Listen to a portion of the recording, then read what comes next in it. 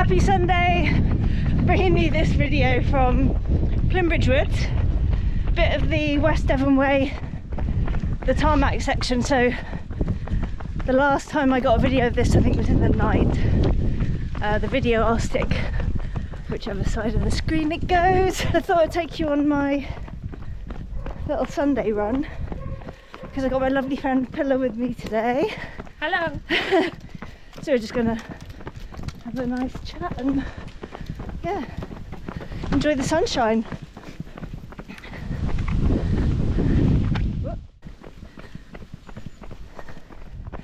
So Pille and I know each other from doing our PhDs together, so we're both officially students.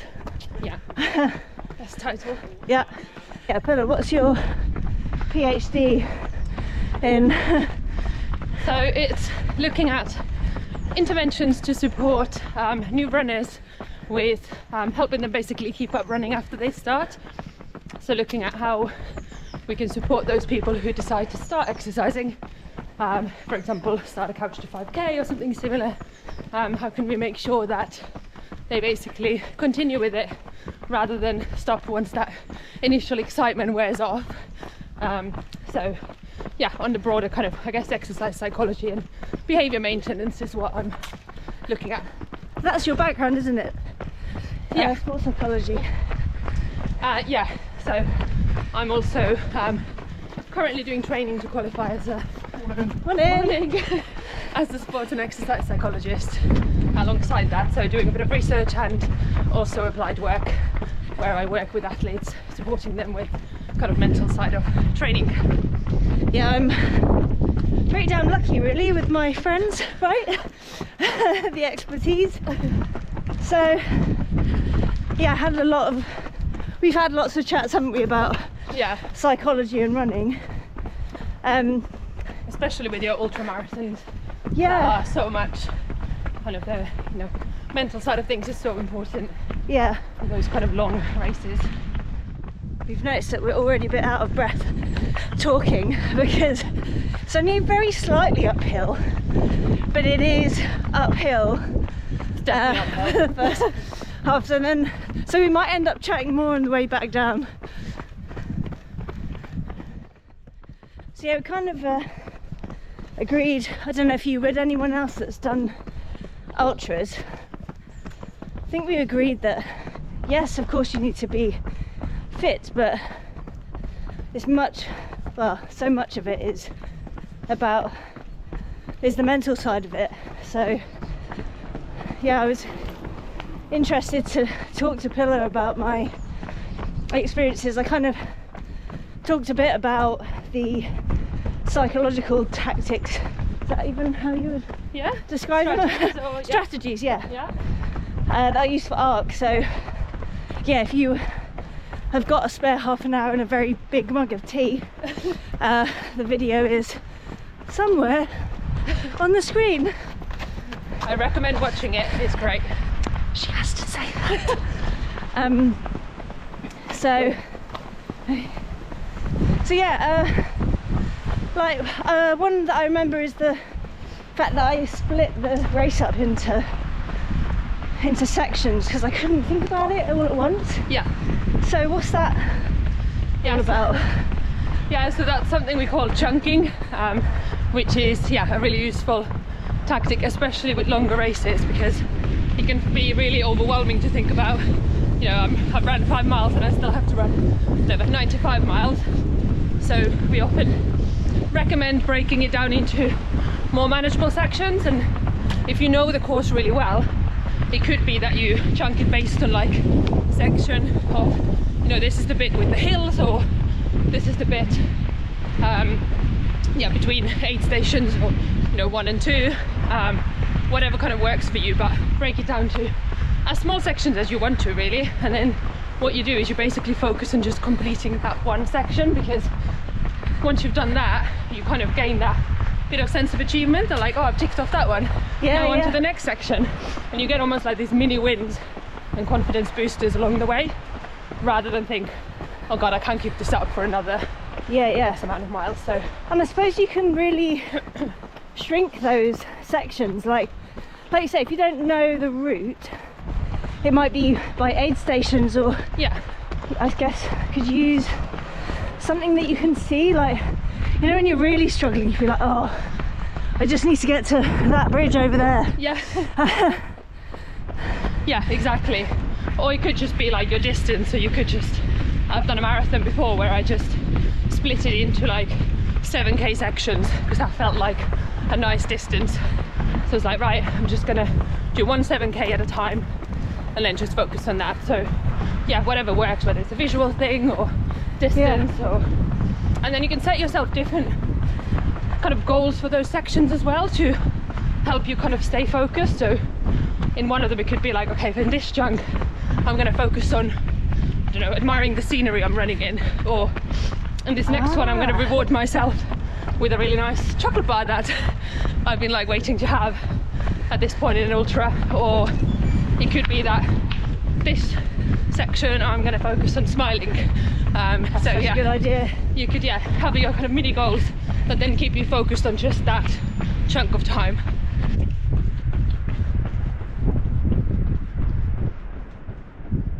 So what about any other things that come into it? I mean, chunking is the only one that I've really been kind of conscious of.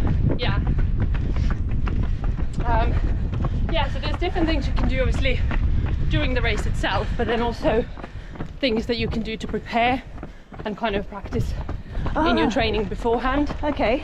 So imagery is a good technique which basically allows you to imagine how you want the race to go. So for example, if you want to imagine how you're going to feel throughout the race, or how you're going to finish it strong, so doing like an imagery practice of you successfully, confidently running through the race and then finishing happy.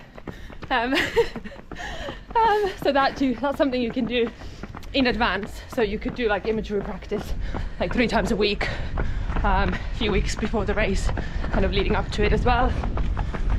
But then during the race itself, one very common and useful technique is self-talk, which is basically just things that you say to yourself, and it could be a longer sentence, it could be just one word, anything that you have found that kind of works for you as either a bit of a motivational thing or more of an instructional thing. So if you know that when you get tired you tend to kind of start looking down and maybe slump a little bit, then something like run tall or keep your head up could be a nice instructional thing to remind yourself to keep the form that you want. I don't know if you've ever used anything like that, Elena. Just say anything to yourself.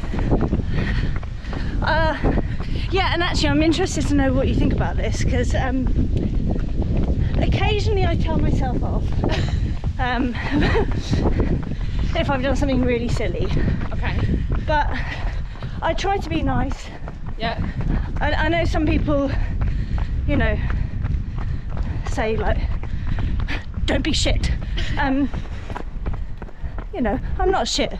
I turned up. Yep. Right? Exactly. So I try and talk to myself like I would a friend. Yeah. I had to do that around Pendine actually. Just like, come on, stay upright. Yeah. Careful now, you got this. Yeah. That kind of stuff. But is there any evidence for like what is the best type? Like, should it be nice, or do some people do really well being a bit harsher on themselves? Yeah, that's an interesting one. I'm not sure I actually know the So I'll research put you on being on the spot. Being on the spot now. I think generally we do say it's kind of better to stick to positive statements. So, for example, saying to yourself like, my legs are strong, or my legs feel strong, rather than saying my legs don't feel weak. Like, you don't want to kind of make a negative statement. That makes sense. Yeah. So rather focus on kind of the positive one. But I'm sure I can look up if there's any research on people being a bit harsher on themselves.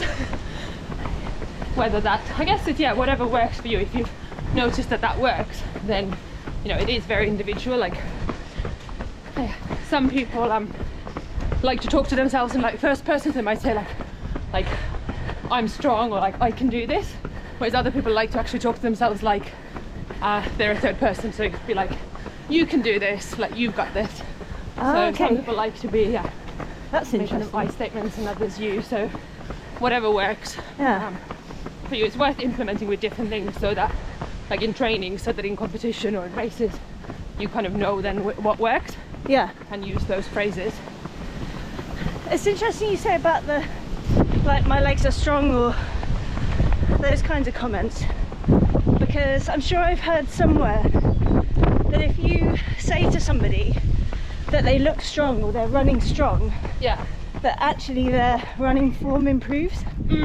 So it makes sense that that would be a good approach, Yeah. you know, rather than pull yourself together. Like, you look like you're suffering. Yeah. Probably don't want to be telling that to anyone. Actually, that's a really good point. Crewing, Yeah. right? I think there's all the kind of psychological training that you could do as a runner, Yeah.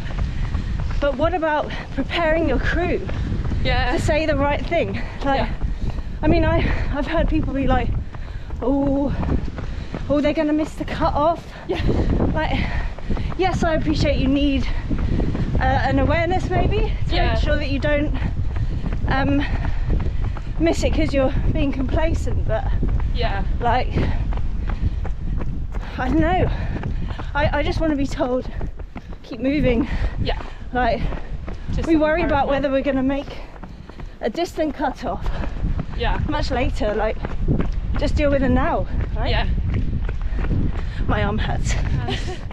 Yeah, it's funny you mentioned the crewing side of things. So some of my colleagues have actually recently published a paper talking about kind of interviewing people who were doing like 10k and half marathon races about what kind of support from the crowds was helpful, and yeah, a lot of the time it's kind of people like support that's sort of personalized and actually feels genuine, rather than more that kind of like, well, if your sort of body language doesn't match what you're saying, so almost like, so I can't clap and hold the camera. so yeah, they prefer kind of personalised support and yeah, kind of accurate information. So, you know, telling someone you're almost there when they've just started. Oh my god, there is nothing worse than Yeah. someone telling you you're nearly there and you've clearly got ages to go. Yeah. Yeah, people unsurprisingly don't really appreciate that. Yeah, no, don't do that. Please don't do that. But yeah, it can be quite. What one finding was similar to what I've done before, is that I kind of took from the crowds what I needed. So I was once doing a marathon, and people often cheer people if they have a name on. They'll encourage them. I think maybe I didn't have a name on, or with a complex name, people don't often attempt to say it. But I think I had like someone called Kate behind me for a really long time. So I just decided that I'm going to be Kate, because Kate got a lot of encouragement and seemed to have a lot of friends on the course. So I got. We all want to be like Kate. So I was like, right, I'm Kate, and every time Kate got cheered on, I took kind of motivation from that. So I think that's apparently something that other people do as well. So sometimes it's, people react differently depending on what they need. So probably with your crews, it can be useful to sit down beforehand and kind of discuss what kind of support you want from them. That's a good idea. So you don't, have mixed wires with the communication. Was all that beeping that we made? 5k. Oh, okay. We do 6. Oh, yeah. Yeah, that is something I did with Dan. I had a spreadsheet for ARC, like that had all the. You were Of very course, I had a organised. spreadsheet. I had all the distances between the crew stops on this spreadsheet, and I'd said to Dan in advance, and this I'd kind of got from him because it's what he wanted when he did Devizes to Westminster, and I crewed for him. Oh, okay. So I had those distances, and I just wanted to know how long it was going to be, Yeah.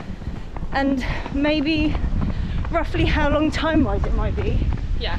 till I was going to see him again or do something else, like whether it's going to be a main checkpoint or Yeah. you know, 6 miles until shoe change or something like that. Yeah. But it changes like on the day, so you have to kind of be a little bit flexible, I think, don't you? Yeah, it's important to, flexibility is quite important, and actually something that another strategy I guess to use sometimes for races is like thinking of these kind of if-then plans. So if you're worried that something might kind of not go to plan, so you know, if I don't know, the weather if I wet myself, for example, if I wet myself, then I will, you know, have a spare pair of shorts and pants to change into in the next time I see Dan. So you prepare an extra layer for that occasion, or for that situation. Or like, you know, if it's a really hot day on race day, then I will adjust my pace accordingly. So it's almost like, thinking of these scenarios, especially if you know that there are certain things that you might be concerned about in advance. So that makes you feel a little bit more confident and in control if you've kind of prepared for the things that might worry you that could happen. Was it you that was telling me that Michael Phelps did that? Or I might have listened to it on a podcast. So one thing he did was actually he used imagery a lot. So to imagine kind of the perfect race he wanted to execute. Oh, not everyone wants to be on the camera, so I just have to turn it around for a second. Sorry. Where were we? I've read that Michael Phelps used imagery a lot to kind of visualize the perfect race, but then he also visualized or used imagery for like all those kind of what if scenarios. So if something went wrong, and I think one time it was like, what if my goggles get water or fog up and I can't see properly? This is the story, So he, I think, imagined himself how he would cope with that, and then actually I think in the Olympics or World Champs or something, that actually happened to him. And he didn't kind of panic because he was like, oh well, I've already imagined how I would still swim with, you know, even if I can't see. So he was still able to, I think, win the race or break a record or something similar. So almost like you can use imagery for the kind of perfect situations, how you want things to go. But also you can imagine, like, what if you get some setbacks, how are you going to overcome them? Can be also quite helpful. Is this tunnel? We're just approaching this tunnel. I don't actually know if it's got a name. Pille, what psychological strategies shall we use? What, going into the tunnel? Yeah, what would you do? What would you tell yourself? That I am brave and it's just a tunnel. And everyone goes through it and it's safe. Even though I have to admit that the first time I saw this tunnel on my run on my own, I definitely made a very quick U-turn and did not go through it. And I don't have a light. I don't have a light on my camera yet. I can't afford the medium mod. so we'll be in the pitch black. That's the only reason we've turned around now. Like, we would have been brave enough otherwise. Like, totally.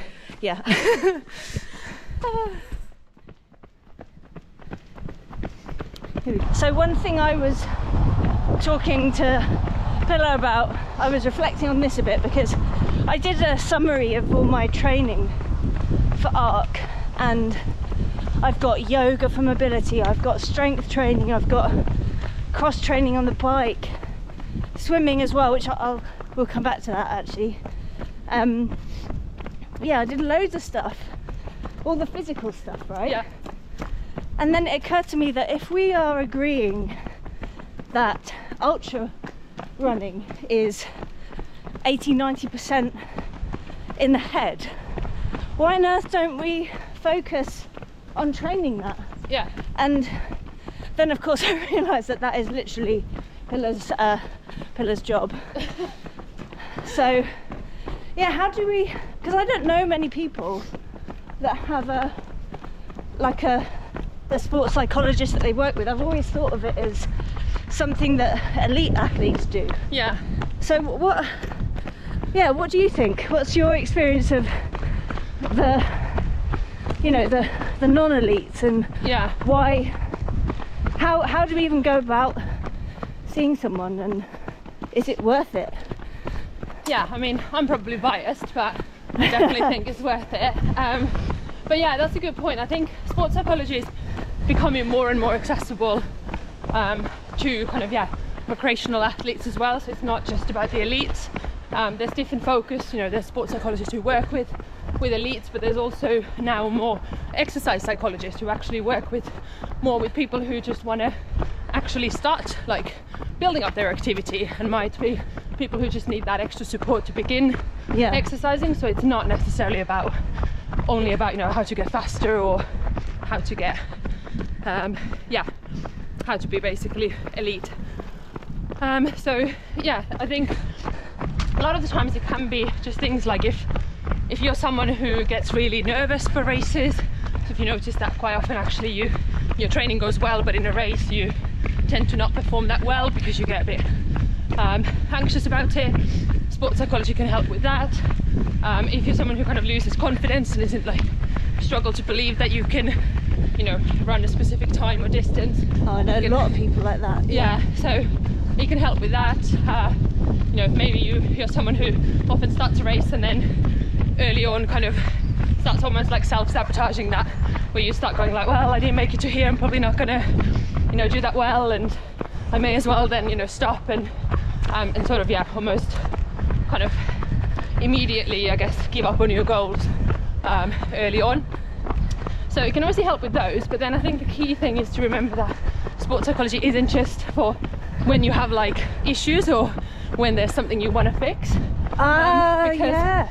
it can also just be to like help you gain an advantage and get even better, even if you currently don't think there's anything that you necessarily know or have any kind of problems with. So similar to, I guess, strength training, because you don't necessarily start doing more strength because you're weak. You do it because you think that maybe it will make you even stronger on hills or even stronger. Absolutely. Yeah, not because you think you're weak. Yeah. That was like straight away what I thought when you said about that. It's not just about dealing with things when they're broken. It's like it's trying to make sure that you don't have preempting those, it and that's that preventative like, you know, it's just learning strategies to, if you ever encounter something in a race where it gets a bit tougher or you have a difficult moment, you already have those tools. So it's almost like building that kind of skill set or that toolkit of things that you can use, like, oh, this time I'm going to try the self-talk, or this time I'm going to try use imagery or something else. So yeah, it can be basically beneficial for everyone. It doesn't have to be something that you just do when you think there's something wrong, which I think in psychology in general is has that kind of stereotypical view of you go and see a psychologist when there's a problem or when there's something wrong, rather than just to, you know, for self-development or just to improve and get even better. yeah, because I'm now thinking back to all the bits on the Arc and actually other races where I've slowed down and it's not my body. Sometimes it's because of food, lack of. But I'm sure, you know, I must have lost an hour, at least, if not more, to just arguing with myself, or I don't know, something in my head slowed me down. Frightened me, spooked me, whatever. Now I know plenty of people that would be quite happy to fork out loads of money to pay for a coach to increase your speed, and what you might like get you might beat your half marathon or time by a couple of minutes. You'd be like, yes, that was so, you know, that money was so well spent. And you could save so much time. Who is that now? Making me try YouTube, did you? Yeah, we wouldn't think twice about investing in paying for a training plan that's a bit better, or a coach. And actually I've just convinced myself that it's something I need to add to my training programs. Sorry, We'll have to see what this audio's like. Like I said, I know Pille from PhDing together, but we also swim together.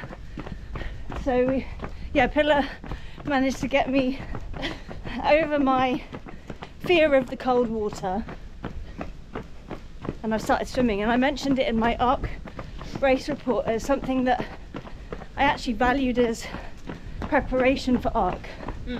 And I'm kind of putting you on the spot a bit, Pille. I don't know,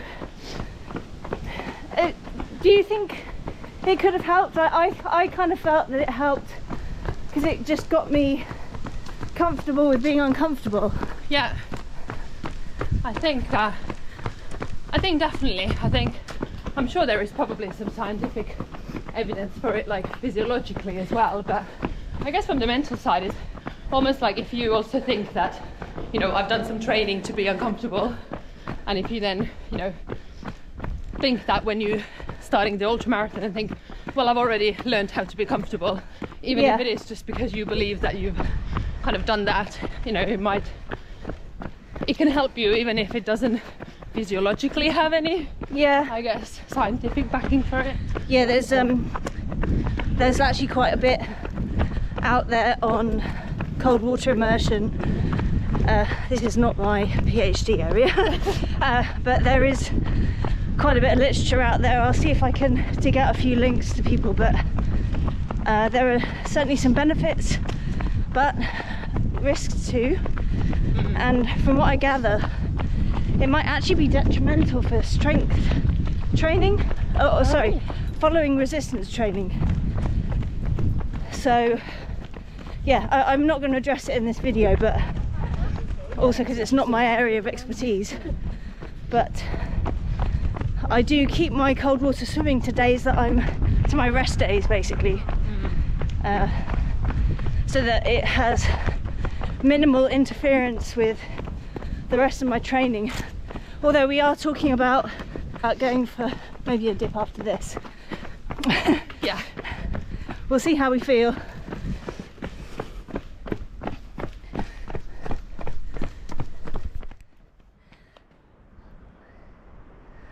Now that is a very, very joyous sight. Oh.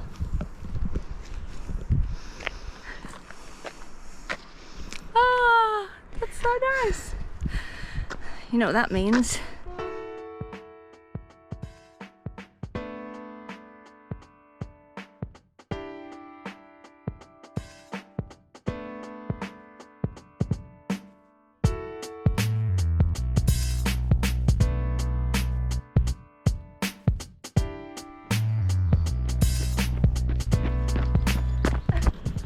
Ah, there we are. Done and done.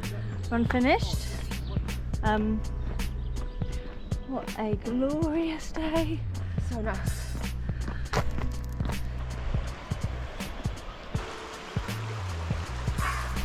There's a little truck there, a little van with ice creams. Is it too early for ice cream? Never too early for ice cream. Yes! This is a fake wearing dry robe, isn't it? When you haven't been for a dip, you're just wearing it. Dry robe wankers.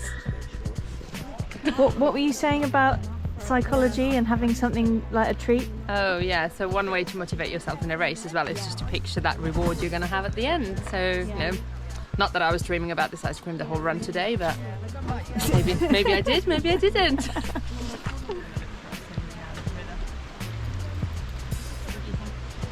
Well, the fitness clubs are completely different. I think Finland is a cooler thing. We're leaving it there?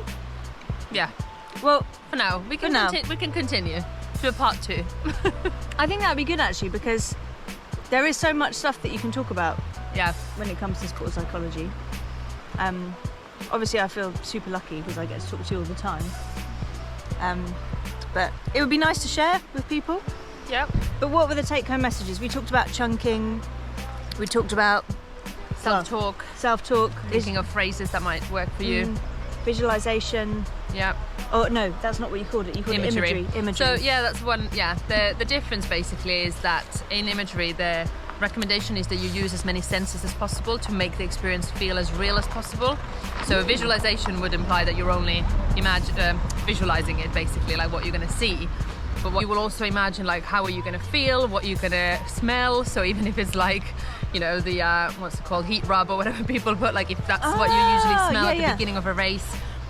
Thinking of like, what can you hear? Is it the crowd noises? If it's the sea because you're running on the coast? So if you can do the imagery and use all the senses, it's a much more real experience. So then when you're actually experiencing it, you feel like you have done it before because you've kind of imagined the whole experience. That's why I called it imagery And not just not visualization. Yeah. Why would you go and see a sports psychologist? We kind of talked about that because I'm now utterly convinced. And by the way, this is not a sales video. Pille did not tap me up, but right, I don't have enough followers for that, for me to be an influencer and get her work. But no, I just thought it was interesting. It just made me reflect, really, because you know, I have a strength and conditioning coach, and you know, that doesn't seem like a strange thing to pay for, but I've never heard of anybody pay for sports psychology.